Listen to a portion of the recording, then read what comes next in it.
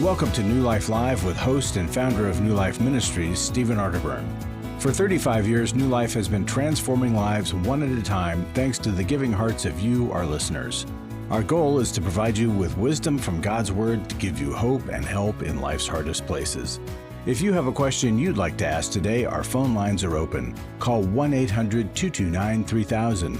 That number again is 1-800-229-3000. Now here's Steve. Hello, everyone. It's Becky Brown, and today joining me is Dr. Sheri Keffer and Dr. Jacqui Mack-Harris, and we're going to be taking your calls. We've got some calls lined up, and today is Armed Forces Day, and we are so grateful for all of our servicemen and women who are serving all over the world. Really, it's just such an amazing sacrifice. And Jacqui, I know that is part of your story. Thank you for your service. Thank you. Know, there are some challenges that come with the military life, right? Quite a few. What do you suggest for us as, we support those folks, in the armed forces? How can we do it? I think one thing we could do is just hear their story, because when you're not in the military, you have an outside perspective, and so it looks much easier than it is, and it looks like much more fun than it actually is sometimes. And a lot of times people have gone into the military because they need to, as much as wanting to, and it can be a financial hardship when relationships are separated because their job has separated them. Being in the military means turning over your rights to the government, so you don't have the kind of choices that civilian population has. There are things you're able to do and not able to do. Some things you can control and things you can't control, and that can play tricks with your mind. On top of that, some people have the horror of being harmed in the military. So military sexual trauma is a very real problem. People being deployed to go to different countries and then coming back and reconnecting with their families, that can be really hard. That's what I studied. I did my dissertation on a reintegration program for intimate relationships and family, because when my husband would come home, he would come home different than he was when he left, very shut down, and he's a very funny person, and he would feel distant from us because we didn't turn towards him. I'm busy doing all the things I've been doing for 6 months. I just need you to jump in and help. And he's trying to get his footing. And so I think we need to just know more about their experience, and so that we can give them a shoulder to cry on and let them talk out the hard things. And because the stigma around sharing their struggle, I think, creates more darkness. It creates more loneliness, and the suicide rate is incredibly high. And I think a lot of it comes from the fact that the hopelessness is in, I can never tell anybody what I did. Sometimes they're experiencing moral injury, doing things the soul was never meant to do. I was just thinking about those that have served on the front lines and coming back to what would be typical life, normal life, whatever normal is. But so it's actually never the same. Actually, tomorrow is Armed Forces Day. I was all excited that I was going to have it today. But, so how I would also encourage those of you who are listening, who are part of the service, what can they do to reach out and ask for help? Yeah. There are resources within their branch. There is a family resource center, so they can get referrals. They can call us and get referrals, but find someone to talk to. Your story matters. What's going on with you matters. It is not a weakness to seek out help. And we love you and thank you for your service. We sure do, and we're so grateful. And so tomorrow on Armed Forces Day, if you happen to see somebody who's wearing a Armed Forces hat, maybe you buy their lunch or their breakfast, do something kind for one of our military members, because we do appreciate the freedom that they help us maintain and have. And if it's a Vietnam vet, those of us who are post-Vietnam vets, we really want to cheer them on. So buy them lunch. There you go.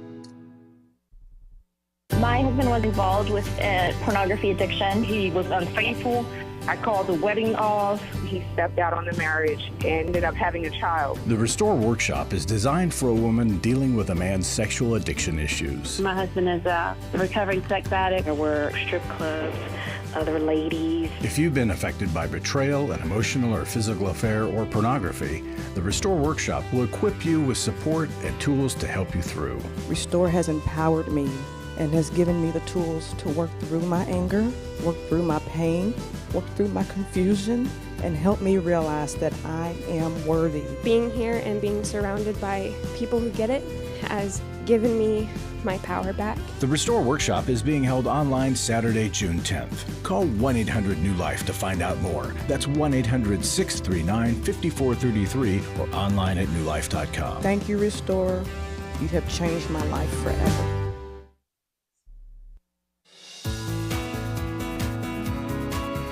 To find out more information about New Life or to order any of the resources mentioned on today's program, call 1-800-NEW-LIFE.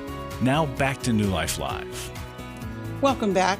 We were talking about the service members and finding help. And, one of the ways that we help people is through our workshops. And you can look online, newlife.com. We've got all kinds of workshops that can help you have a new life, have the life that God has created for you to have. And we want to help you in that process. Right now, we're going to go to the calls and we're going to talk to Sabi, who's calling us from Hungary, which is pretty amazing. Watches us on YouTube. We love our YouTube family. Sabi, thanks for calling. How can we help you today? Hi, thanks for taking my call. Hello? Yes, go ahead. Yes. Mm-hmm. Yeah, at the beginning of April, my mother suffered a stroke. Aww. And so I live like 500 kilometers from my hometown. I went home for almost 3 weeks, and it was horrible. Like, my dad doesn't want to take a shower. He is like expecting to be served by someone. It's no surprise. For more than 30 years, my dad has been served by my mom. So my mom was doing everything, like making food, everything. This will be a very long recovery process. I know that I have to establish boundaries, but still, I have the feeling that I might get influenced by my dad and my sister to go back home and do more than I am capable of. And I'm very careful because it was hard for me to be on my own and move out. And I'm just thinking, how could I be wise in this situation? Okay, great. How old were you when you moved out? Oh, I moved out late. I was 30. Okay. And was it hard because you felt responsible to take care of your mom in some way, emotionally? What made it difficult? Well, the fact that I'm far. So I was thinking, like, did I made a good decision to moving 8 hours far from my hometown? But sometimes we do that as a boundary, right? Yeah. Because it felt like you were getting out of a web. Mm-hmm. But what kept you there? Was it an emotional pull?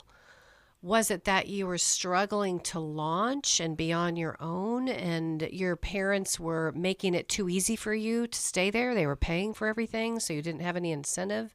Oh, no. Okay. What made it hard? No. Was it an emotional thing? It feels emotional to me. Yeah, I had career problems, job problems, and I was working with a therapist last year. Okay. And I found out that I was the slave in the family. Okay. Yeah. Yeah. And you feel like you're being pulled back in to that oppression. Yeah, like I don't, I cannot accept the fact that my dad doesn't want to turn on the washing machine. I don't want to accept that. Well, you know what? That sounds healthy. Yeah, that's reasonable. You said your sister and your dad may try to coerce you into moving back home. So is your sister close by? No, she lives in France, in Paris. She went home. She's working from home, and she's trying to. She said that we should switch. We should make some shifts. Like I go for 2 months home. She's gonna go, and she wants to create a system. And that system would mean you would have to give up the life you fought hard for. Sounds like. And yes. Yeah. Yes. And so the question is, how can you help him? Is there a possibility of hiring some help? I know we have a system here in America where, at least in California, Southern California, called in-home support services, where a nurse comes out from the county and they evaluate the elder and find out what they need to take care of themselves. If they need meal help or help with activities of daily living, and they'll assign a certain number of hours and then pay someone to be there during that time. They're paying minimum wage, and they'll come and do just the basic services. Could you all do something like that?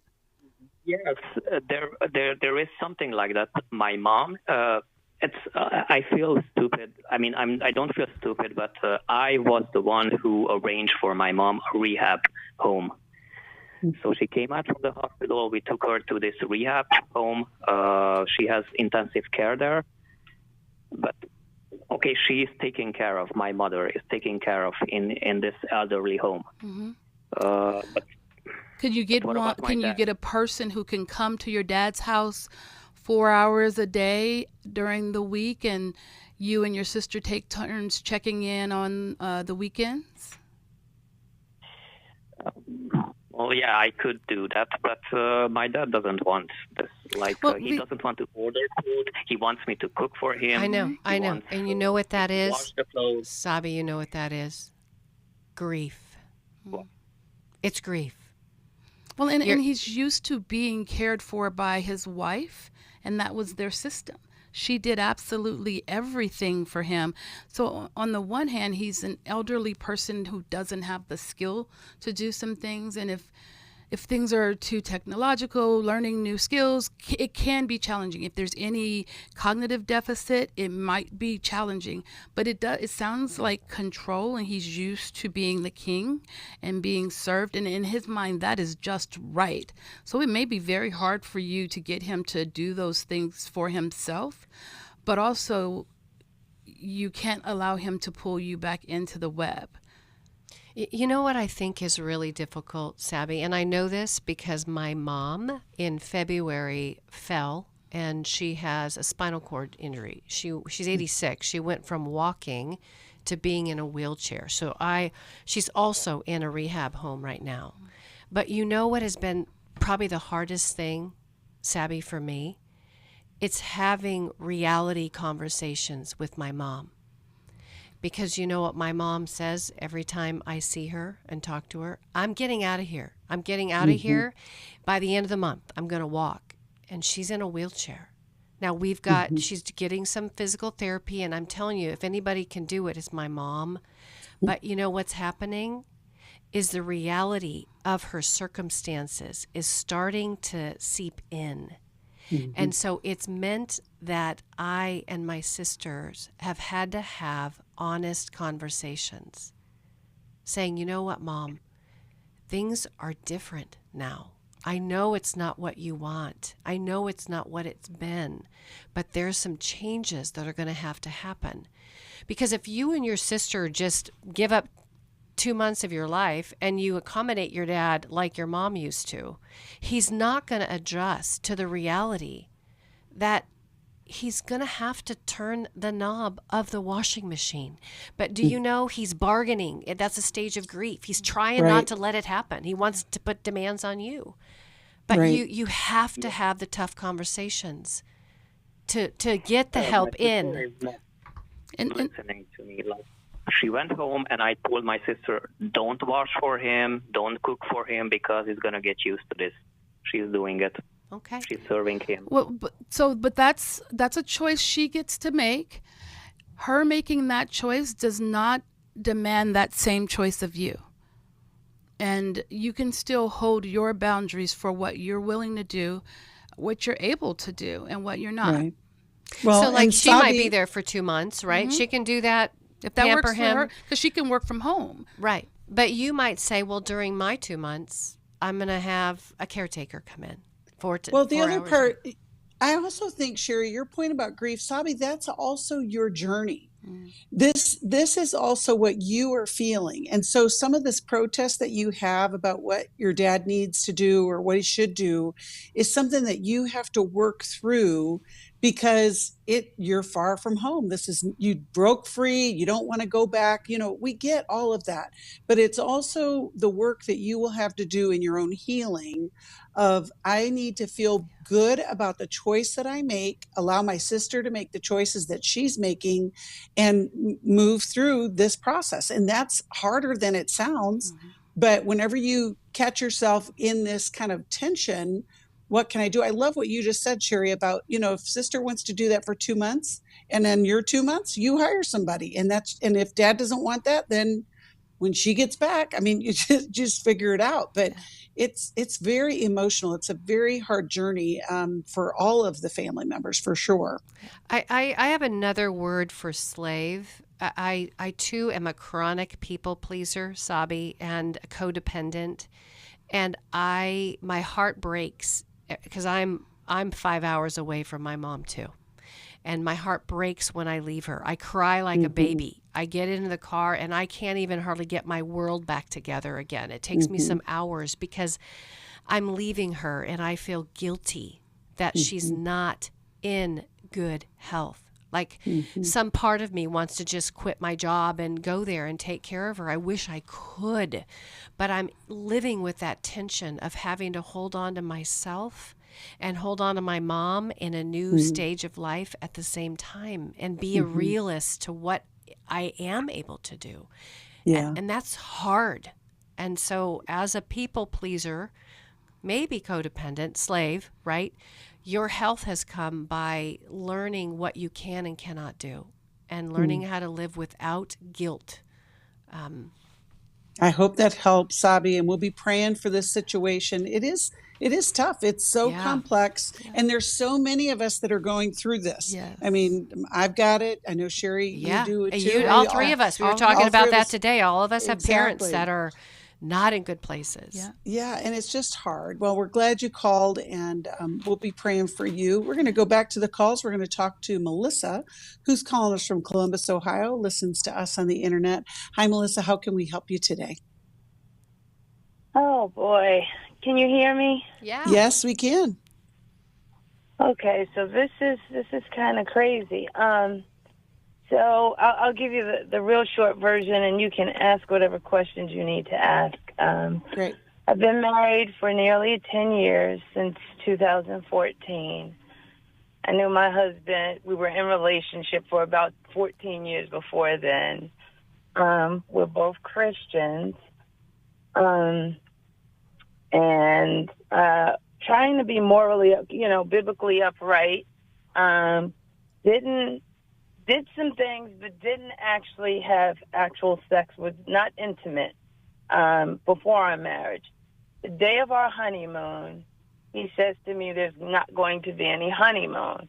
And so I didn't want to pressure him. I said, well, no big deal with that. And it's been 10 years, and I saved myself for marriage, so I have never been intimate. And So what conversations, Melissa, have you guys had about this over the 10 years? It's been like, okay, so what's the issue? So before, at that time, he wasn't working, I was working, and I could understand the stress, and we were living, in an area which wasn't great. So I knew that there might be any number of stresses on him that I just like, okay, I'm like, okay, that's fine. also, you know, he would be angry a lot. So he would tend to throw off on me in ways that just did not suit whatever the situation was. It was like above and beyond, you know what I mean? How old are you two? I'm 53. And 52. he's 54. how old? 54. He's 54 and you're 52. Yeah. All right, Melissa, you can hear the music. We're going to go to a break. You had a succinct question. Why don't you ask it right now, and then we'll talk about it during the break. Yeah, I think, okay, so what should I do? How should I go forward? I mean, I'm to the point where it's not a big deal to me anymore. I mean, and it is a big deal, but I don't even feel like it. The question is have I backed myself into a corner psychologically, you know, concerning this? Am I handling this right? You know? Okay, we will answer it after this break. For most of my life, I've been dealing with an opiate addiction. Why is opioid addiction quickly becoming one of our nation's biggest killers? Maybe it's because it isn't only those who are addicted who are in denial. We did what I see so many parents do, is it can't be an addiction. There's something medically wrong. It's impossible to solve a problem when you don't know what you're up against, and families will try to find any explanation except the one that will put them on the right path. Alcoholism and drug addiction is a family disease. It doesn't affect just the individual. If someone you love is abusing painkillers, know what you're up against. It's time to admit it's addiction and seek treatment. Call us today at 1-800-NEW-LIFE. We have Christ-centered partner treatment centers around the country. Call 1-800-639-5433 or visit us online at newlife.com. We just made a decision. We will do whatever it takes. 1-800-NEW-LIFE. I was sort of vaguely familiar that the 12 steps had some origination in the Bible. I found Life Recovery, and one of the things I liked so much was that it had such a broad appeal. It wasn't limited to just alcohol or drugs, that it was addressing a wide range of problems. At New Life, we believe everyone can benefit from a life recovery experience. There are life recovery groups all over the country. They take place online, in conference calls, and in person. And if there isn't one in your area, we can help you start one. We have startup materials, leaders' guides, CDs, Bibles, and more, all with discounts available for groups. Call us at 1-800-NEW-LIFE and ask for Terry Ward. The 12 Steps have long been a great help to people in recovery because much of the 12 Steps' power comes from the fact that they capture principles clearly revealed in the Bible. The 12 Steps is really a pattern for all of us as Christians. Call 1-800-NEW-LIFE. That's 1-800-639-5433.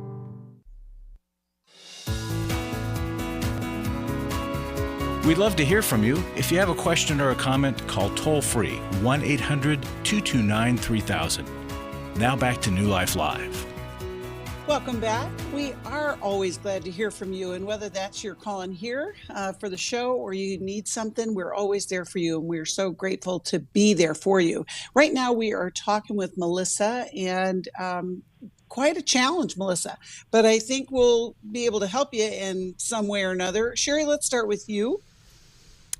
So, Melissa, first off, I'm heartbroken for you because that area of your relationship, your sexuality, you saved yourself. And I imagine you had some excitement, hope, expectations about adding that into this long-term relationship. You guys met when you were in your 30s, around 30 or so. 29, 30. Barely, 29, barely 30, yeah. Yeah, I mean, you've spent a lifetime with him. Now, let me just share a couple facts. One, and men have sexual energy. They just have sexual energy. And that sexual energy goes somewhere. So the fact that on your honeymoon night, when you're finally at a place that you can consummate a, 15-year relationship of being together, and then he says there isn't going to be a honeymoon, don't you think that's weird? Yes. Okay. Weird. And if something's weird, you know what I do? I go, okay, there's something that's hidden because this just doesn't make sense. So my next question is, what would make a man say that? Why Right.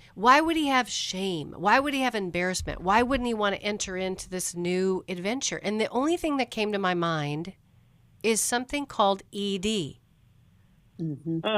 which is erectile dysfunction, meaning that there's parts of his body that are not working. And sometimes, I'm not saying this is you guys because I don't know, but sometimes men that look at pornography over a period of time end up getting ED. It's kind of God's stopgap for men that are looking at porn, because what they end up do is they flood their brain with too much dopamine, too much serotonin, too much adrenaline, and body parts stop working until they start getting their head back in the game. Like they have to actually stop looking at porn. There's groups all over the world that there are men that are getting sober from pornography because their unit doesn't work. Right. So any history, inklings of pornography, either... Yeah. Okay, what was that, a yeah? Yes. Oh, okay. It was fun. And there was an admission about it. Yeah.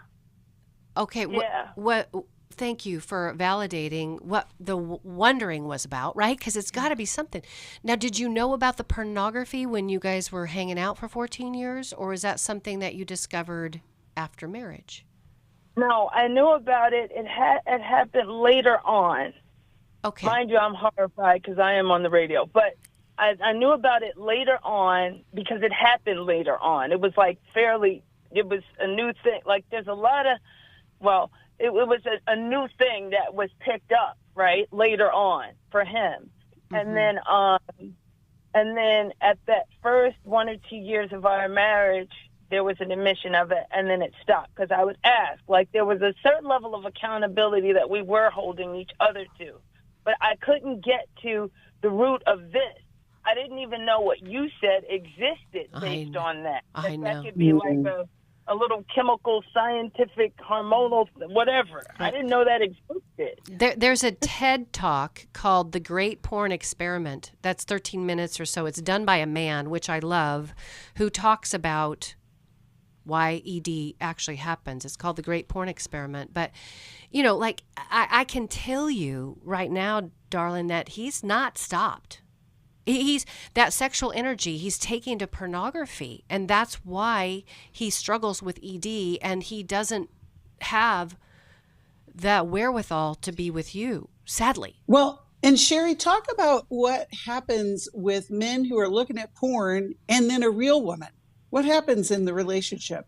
Well, of course, Becky, because their brains have gotten stimulated by lots of pictures, and the brain loves pictures that change, and they like clicks and changes and things that look different, and so their whole arousal template gets scrambled inside. Their brain becomes pornified.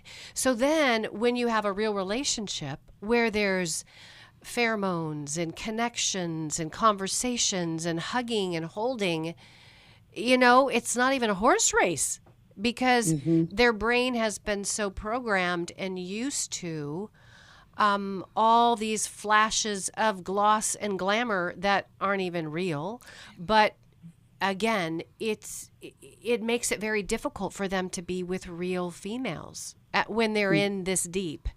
And so and I know you guys are holding each other accountable, but the bottom line is it hasn't worked, right?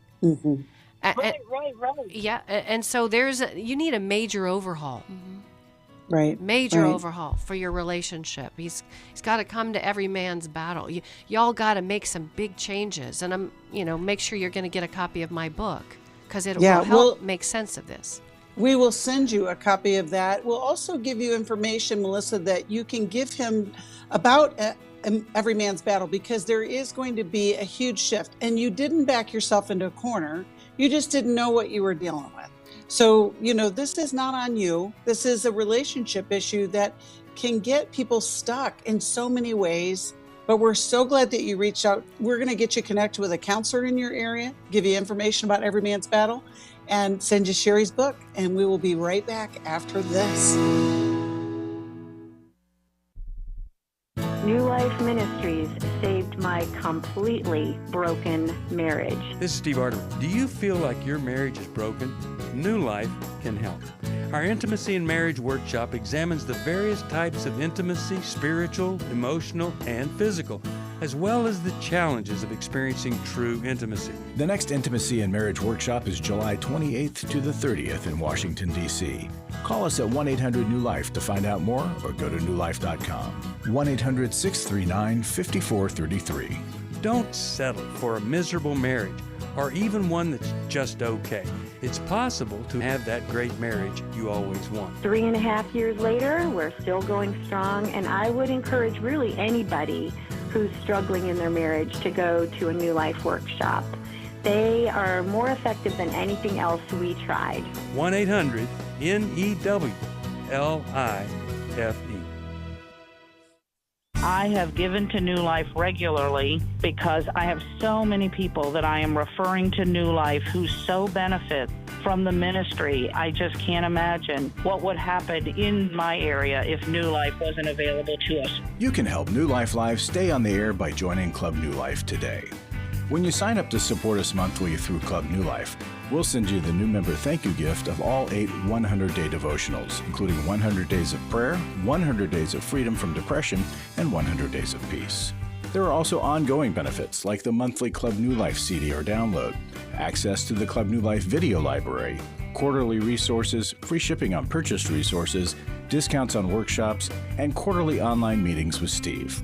Call 1-800-NEW-LIFE. Support Club New Life, and together we can help hurting people find help and hope in life's hardest places. Call 1-800-639-5433 to join Club New Life today.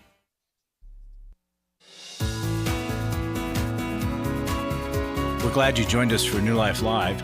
To be a part of the program, call 1-800-229-3000. Now back to New Life Live. Welcome back. You know, we have a matching gift campaign going on right now. We had some amazing donors that started with a seed of $325,000. And if you give in this time, every gift, every dollar will be doubled up into that 300 so that we can meet that match so that those funds can be released. You know, I was just talking with Jacqui and Sheri at the break, and you know, it's amazing what we're able to help people with just by the radio, but we do so much more. You know, you never know who's listening. And just like our call just now with Melissa, we talk about these things literally every day. We talk about every man's battle. We talk about those things that impact us. Yet today was her day that she got the help that she needed. And we can do that because of the faithful support of our Club New Life members. And for those of you who are giving, it just makes such a difference in people's lives. So right now during this matching gift, we would just want to encourage you. You can go to newlife.com. You can call 1-800-NEW-LIFE, and a gift of any amount will be doubled. I mean, what a deal is that? I mean, that's just awesome. So we just want to celebrate that and want you to join us in that matching gift campaign. Right now, we're going to go back to the calls, and we're going to talk with Cindy, who's calling us from Austin, Texas, and listens on KBBW. We're glad you called, Cindy. How can we help you today? Hi, thank you for taking my call. Of course. I guess the main question I have is, please help me understand how I keep falling for the same type of man, which is usually a man that wants me to take care of them. And then I'll give you a little bit of history of who I am. I am the oldest of 7 kids, and I was kind of the third parent with my parents, co-parenting my siblings. So by the time I was 25, I had a nervous breakdown, and was already in a very abusive marriage. And when I got out of there, out of the hospital, I realized that I couldn't continue to take the abuse. So I got out with my son and raised my son by myself, became a Christian. And I had not dated. I devoted my life to raise my son and thought that if I wanted to remarry would be when my son married. When my son got married, I dated someone from the church, and come to find out that he was the same as the previous men that were not Christians when I wasn't a Christian, and that just really left me spinning. So that's where I'm at. So you want to know, Cindy, how to pick a good man. That's what you're asking.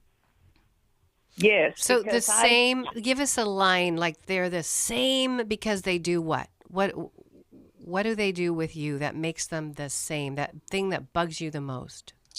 Okay. The same, the last one, I didn't marry.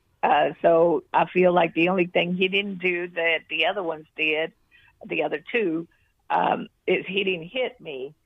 Because the other ones were verbally abusive, they were physical abusive, and they didn't, if they worked very little when they wanted to. I was the breadwinner. Got it. These last one that it was in the church, met at the church and all of that, appeared to be different, but after dating him, and going through the layers of his family, I found out that basically he too was looking for a woman that would take care of him. So 3 weeks from the wedding that we were going to have, I called it off. When I was Good for you. When I was going through a severe cancer battle. But Wow. It left me spinning because I thought, I can't believe I did this again.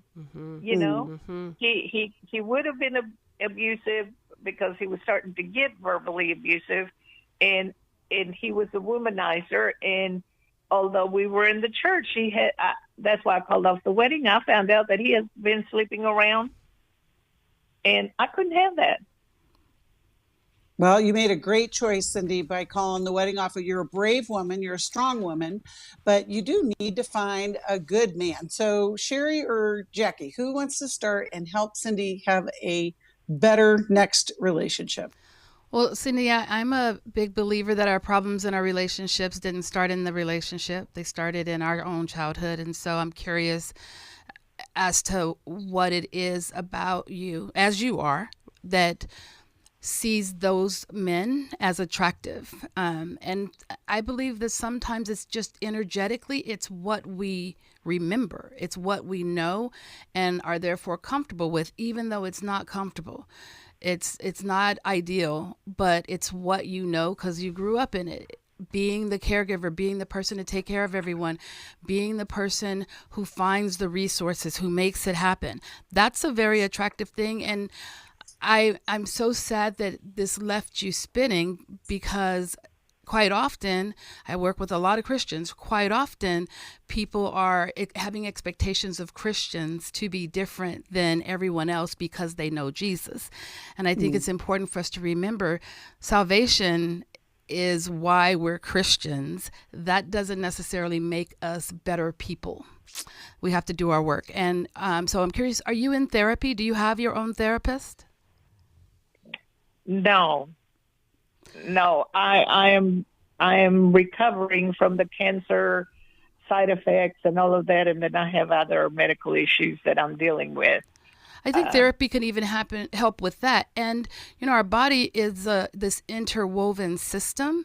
And when something is going wrong psychologically, it affects the cells in our body.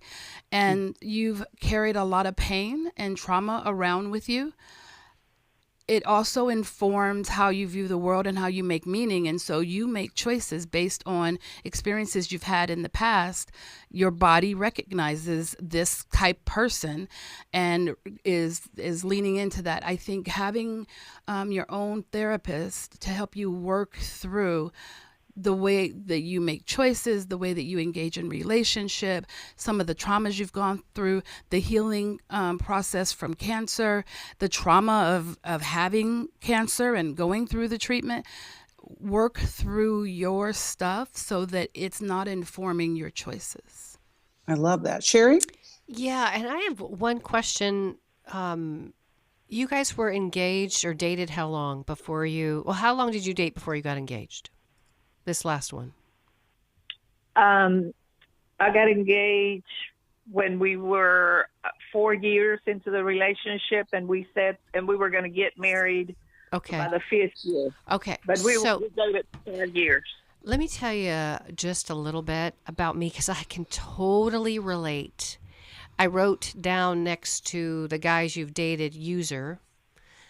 You're attracted to users and abusers, right? And you're a giver. Like, you are the firstborn of a big family who has a badge of honor, because growing up in a home where you're considered the third parent, I mean, that's a burden. That is a heavy burden. And it's also an honor that doesn't feel honorable, but in a way, you were groomed, bred, you found caretaking, like you caretake like you breathe. And so you may not even know that when you get into the relationships, you start doing things you're overdoing in order for them to want you, pick you, choose you. But what you're ignoring is exactly what I was ignoring when I went through the divorce with Connor, who is like the last one you were with, a womanizer. I had to do my own work because I noticed my people picker was broken. But what I also noticed is I was attracted to addicts, narcissists, selfish people. And part of that was because I was an overgiver. I was a pleaser. I did things for people so that they would love me, rather than having a good core sense of my self-image. Like, I transformed in a way that I learned how to love and value myself so much that if a guy was selfish user, if I got any clue that he was not being a partner in our relationship, I didn't stay. You stay a long time. Mm-hmm. You stay a long time, and you put up with a lot of stuff too long. And that, my dear, is why Dr. Jacqui said, hey, honey, invitation. What about thinking about doing some work? Because I'll be honest with you, Cindy, I couldn't have figured out how to get healthier on my own. I had to go onto my own gurney and let a counselor open me up to help me change up what I was doing. And I just hope you'll stay on the line and let us get you connected to somebody, because we want you to change. We will do that, because the support is so essential to the process of change. We'll be right back after this. We all face days where life throws us a curveball and our routines or plans get disrupted. Things we wanted to do are forced to take a backseat to the unexpected demands of the day. If you normally listen to New Life Live on a radio station, well, you might not be able to that day. And on these hectic days when you're feeling stressed or frazzled, hearing the sound of counsel given on New Life Live is just what you need to navigate the unexpected things of life. Every time I'm troubled or I have a problem, I'll cut on New Life, and there's always something that is said that is helpful to me. By listening, I have learned more than I can ever express about how God wants me to live. Download the New Life app for the easiest way to listen wherever you are and at a time that's convenient for you, or watch the show on our YouTube channel. You can even subscribe to our podcast from your favorite podcast provider. You never have to miss a day of New Life. Wherever you are, we are. Hi, this is Steve Arterburn, and for over 34 years, New Life has been the most trusted name in Christian counseling. I'm an addict, and I'm trying to get God in my life again. Our Christ-centered treatment programs can help you break free to embrace all that God has for your life and your family. I just want to thank you guys for bringing me to a relationship with Jesus. There really is help for marital problems, depression, addictions, panic attacks, and feelings of hopelessness. I came back with so many tools to help me prepare myself to fight this struggle and this battle that I have every day. You can start living again today, living the life God intended for you. Help is available at 1-800-NEW-LIFE. They did care, and they did follow up very lovingly. and it made all the difference in my life. Call us at 1-800-NEW-LIFE. Someone who cares is waiting at the other end of the phone. God can open the door to a better tomorrow. Call 1-800-639-5433.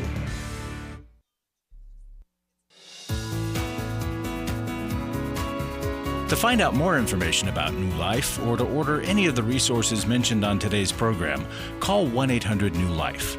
Now back to New Life Live. Welcome back. We are going to send Cindy a copy of How We Love because it will talk further about how we do love. How do we get into these relationships, as well as understanding how we connect. And, like you were talking about, Sheri, with the pleaser, or just really understanding how our childhoods impact the way that we go about in the world. It's pretty profound, and we've seen it help so many people. Right now, we're going to go to our last caller, and it's Lori, who's calling us from DC, listens to us on WAVA, and we are so glad you called, Lori. How can we help you today? Good afternoon. Thank you. My question is about Dr. Henry Cloud's book called Trust. And Chapter 1 reminded me that I overtrust people, kind of like the previous caller. Yeah. And Proverbs, in the book, Dr. Cloud mentions Proverbs 22, and it says that a prudent person foresees danger and takes precautions. The simpleton goes blindly on and suffers the consequences. And I relate to the simpleton. Amen. Because so what do I do about my extreme over-trusting, or the blinders that I have on about people that I want to relate with? Well, it's a great question, Lori. Sheri, let's start with you. I love Henry Cloud. He's so bright. And, I love how he hooks it right back into the Word of God, which gives us language for what we're doing. Kind of like the caller before, Lori, when there is an issue of trust where I'm over-trusting, I would say probably close to 100% of the time, I'm over-trusting because unconsciously I want their love.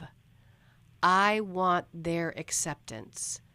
I want them to choose me. And so I'm going to give you what I want. I'm going to over-give. I'm going to accept you quickly instead of getting to know somebody. It's like a bank account. And I did this too, Lori, when I met Connor.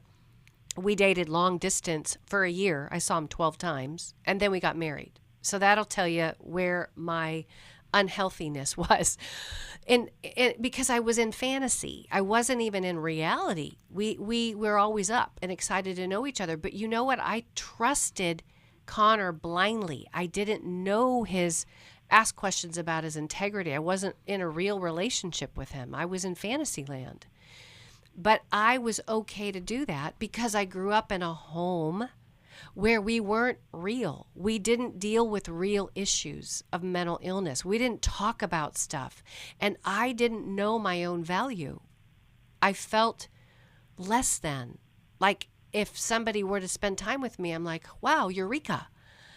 And so it makes me wonder about you, my dear, in where you've come from, kind of like Dr. Jacqui said in the last segment about, she feels like relational issues don't start in the relationship. They start in the family of origin. And so, maybe there's a story you have growing up where you found that you needed to give to get love. Is that true? Mm-hmm. It sure is.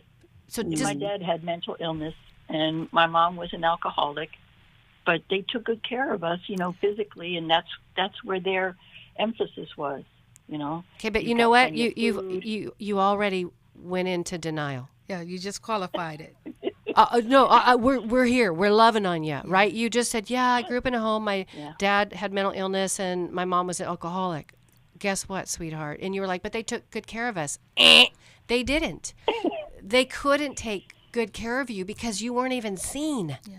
You weren't loved. You don't even know what you're missing. That's part of why it's so easy for you to trust, because the bar is so low. Right? It's low-hanging fruit. It is so low because you had an alcoholic mother and a mentally ill father who took care of you the best they could. All parents are doing the best they can with what they have, even when, they're addicted and not there. That's all they have. But you have, over the years, been convinced. I survived my childhood. They took good care of me. And so the what they could give, the little that they had to give with the mental illness and the addiction, seemed to be enough for you. And now in adult relationships, you don't require a lot from people. You don't need a whole lot to feel like they are with you. And you will give them a whole lot so that they will choose you. So you work really hard. They respond to that. That feels like connection to you. And then you trust, and then they just go on about life being who they are. And in them being who they are, you get hurt. And then that's probably confusing. So how can we help Lori in these last few minutes? How can we help her work on it? I love what Kay and Mylon Yurkovich do in the book, How We Love. It helps us to see how we got to be the way that we are, but also helps us understand better ways of communicating so that you can go into conversations where you can go a little deeper. Tell me about a time when you felt like that. When there's a conflict with a friend and it blows up, how do you have conversations to get to know people more deeply? Like Dr. Sheri said, like you don't really know people well before you give them your trust. And so learning how to get to know people, how to communicate, how to ask deeper questions, which might not be something you learned because you didn't have parents who could do that with you. Learning that can help you repair your picker, right? You have to be, you got to become a bit more of a researcher. And this is what I did, Lori, and I want to invite you into this big step, is I got into a 12-step codependent recovery group. Because in there, they deal with low self-images. They deal with how we become people pleasers to get our needs met. And in there, you will learn how to value yourself instead of taking care of people. And it forced me to look at me. I couldn't do it alone. I had to have support around me to help me come into an accountability and a learning and a healing that was deeper than just reading a book. You know, Sheri, I've thought so many times about how you have talked about, you will ask blunt questions to, like when you were in the dating process, you know, when you were trying to find the man, you would ask these questions that before you wouldn't ask. And you had talked about that and Lori, that's going to take practice. And that's where the group work can be so impactful. I have to be willing to give up another person in order to love myself. And if I have to give myself up for another person to love me, I don't want that person in my life. That'll preach. All right, Lori, we're going to send you a copy of How We Love. And also, I'll just encourage you, you can participate in a life recovery group. We have life recovery groups all across the country. Some meet online, some meet in person, that can help you in that process. You know, we're so grateful for all of you who have listened today. You know, it is nothing short of a miracle that we are able to connect with you. And I don't say that because, you know, it's so hard. It literally, when you think about the struggles that we have and the things that we can share, it is really miraculous that people will reach out and we are offering help, and we want to do that for you. We're grateful to have that opportunity, and there is help available. So whether it's a workshop, whether it is a counselor or a coach, it could be a book, could be tip sheets, whatever, you know, just know that New Life is there for you. And maybe you share it with somebody else, because there could be someone who needs the help that you love. And so we want to invite you to share the program. There's lots of different ways to do that, and we hope that you will. Thank you, Sheri. Thank you, Jacqui. It's been a great day, and I think we've helped some people. If you need help, give us a call, because we're here for you. Thanks for listening. We hope this program has helped you by giving you insights for handling the challenges you face in your life. We want you to know that we're here for you, but you also need to know that New Life Live is a listener-supported ministry. To make your donation or to get any of the resources mentioned on today's program, call 1-800-NEW-LIFE. That's 1-800-639-5433, or write to us at New Life Ministries, P.O. Box 1029, Lake Forest, California, 92609. Please join us again on Monday for New Life Live. Hi, thank you for watching New Life Live. You know, New Life Live is a Christian counseling program where we deal with the hard questions about life, relationships, kids, free choice, freedom of will, whatever. It's all right there on New Life Live every day, every weekday, 1 p.m. Eastern, 10 a.m. Pacific. If you want to call into the live broadcast, you can find the schedule on newlife.com or click the social media link right below. You can see every episode of New Life Live on the New Life YouTube channel. Watch it with a friend, watch it later. Be sure to subscribe and hit that bell so you'll never miss another episode. So if you want to listen on the go, download the app. The link is right below. And I hope if you need some information, if you want to get some help, you'll call us at 1-800-NEW-LIFE. And I'll see you next time.